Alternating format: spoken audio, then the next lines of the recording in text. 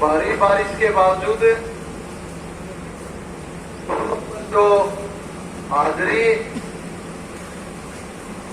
कम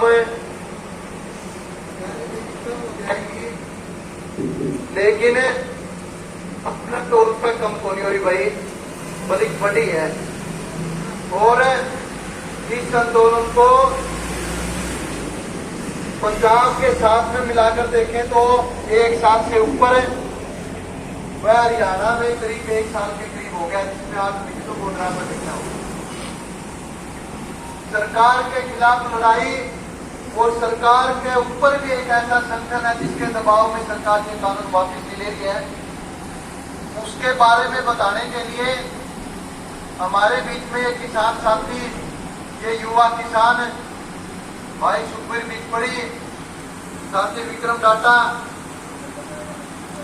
केटी अग्रवाल, भाई अमित श्याम सुख हमारे बीच में पहुंचे हैं। उनका मैं टोल कमेटी की तरफ से, आप बुजुर्गों की तरफ से स्वागत करता हूं, अभिनंदन करता हूं।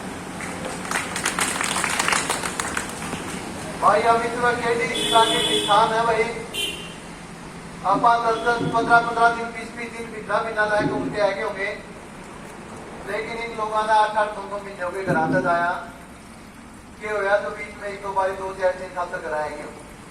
लगातार बॉर्डरों पर हाजिरी। और साथी विक्रम डाटा का मैं परिचय करवा दूं, यूं भाई सरदारा का बाणा पैर गया भाई, इतना जो सिख कौम उनसे प्रभावित होया, उनके कामों को देखकर, उनकी निष्ठा को देखकर, उनके त्याग को देखकर। बाल रखनी है, दाढ़ी रखनी शुरू करती है, कड़ा पहनने लगे हैं, सिक्की की तरफ सिक्की का बना पहनते हैं। तो अपनी बातचीत जारी रहेगी। सबसे पहले मैं अनुरोध करूंगा, हमारे पड़ोसी भाई हैं, गुवाहाटी हमारा भाई सुखबीर, वो आजाद भारत आंदोलन के बारे में आपको बताएंगे। वह WTO की जो नीतियां हैं, जिसके कारण मोदी सरकार इन कानूनों को वापस नहीं ले रही है, असली जड़ है तो WTO, उसके खिलाफ अभियान इन्होंने छेड़ रखा है। गांव में जा रहे हैं, लोगों को बता रहे हैं, वह आने वाली 5 तारीख को हिसार के क्रांति मार्ग पार्क से भी एक पैदल धरना शुरू करेंगे, जो कि संसद का कुछ करेगा। तो मैं अनुरोध करूंगा साथी सुखबीर आए और अपनी बात रखेंगे। अब आगे तक आए तो बैठने की जगह तो बैठो। आदर व सम्मान के योग्य विकासमान बुजुर्गों और हमारे नौजवान साथी, हम आजाद भारत आंदोलन की तरफ से केवल 8 महीने से भी ज्यादा देश का अन्नदाता रोड पर बैठा है, दिल्ली के बॉर्डरों पर बैठा है। तो सरकार जो है वो इस देश के अन्नदाता की बात सुनने को तैयार नहीं है। तो इसमें सबसे बड़ी भूमिका है कि सरकार हमारी बात क्यों नहीं सुन पा रही है, क्योंकि सरकार एक विश्वव्यापी संगठन है, विश्व व्यापार संगठन, WTO, अंग्रेजी में उसे वर्ल्ड ट्रेड ऑर्गेनाइजेशन बोलते हैं और हिंदी में उसको विश्व व्यापार संगठन बोलते हैं। ये जो संगठन है, ये बड़े कॉरपोरेट घरानों का, पूंजीपतियों का, बड़ी बड़ी साम्राज्यवादी ताकतों का, बड़ी बड़ी मल्टीनेशनल कंपनियों का गिरोह है, उनको फंडिंग करते हैं। और ये जो कमजोर, दबे कुचले हुए किसान, मजदूर, छोटे लोग जो होते हैं, छोटे किसान होते हैं, उनके विरोध काम करते हैं ये लोग। ये पूरी की पूरी दुनिया के अंदर एक विश्व में बड़ा कॉरपोरेट स्थापित करना चाहते हैं बड़े बड़े किसान। जिस तरह से आप यूरोप में देखोगे, एक अमेरिका देश जो है वो हमारे क्षेत्रफल में हमारे देश से 5 गुना बड़ा देश है, और वहां की जनसंख्या पॉपुलेशन 33 करोड़ है। तो उनकी जनसंख्या कम क्यों है उस देश की?